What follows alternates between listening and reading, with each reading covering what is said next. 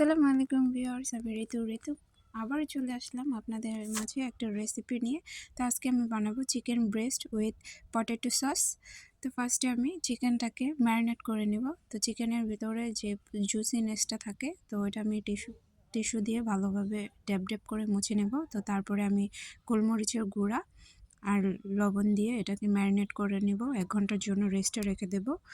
তো এদিকে আমি পটেটো সিদ্ধ করে নেব।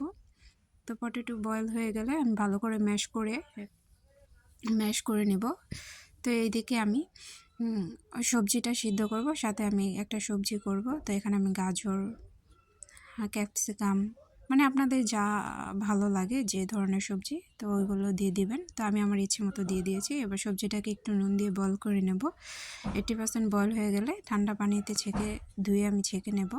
তো তারপর আমি পটেটো সসটা বানাবো। দুধ দেব, গোলমরিচের গুঁড়া আর স্বাদ মতো লবণ দিয়ে। তো এই তো হয়ে গেল আমার পটেটো সস। তো তারপরে আমি সবজিটাকে বয়েল করে নেব, একটু রসুন কুচি, ঘি আর একটু পেঁয়াজ কুচি দিয়ে। তো হয়ে গেল। তো তারপরে আমি চিকেনটাকে ভেজে নেব ভালোভাবে। তো চিকেনটাকে আমি এবার হালকা তেলে 2 কোয়া রসুন দিয়ে তো ভেজে নেব। তো রসুন থেকে একটা ভালো ফ্লেভার আসবে চিকেনের মধ্যে। তো আমি অল্প আঁচে ভেজে নেব। তো আমার ভাজা হয়ে গেছে। এবার আমি একটা হোয়াইট সস বানাবো।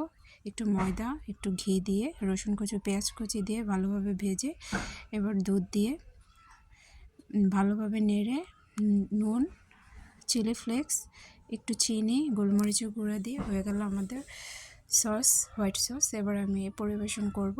তো এই তো আমার পরিবেশন ভালো লাগলে লাইক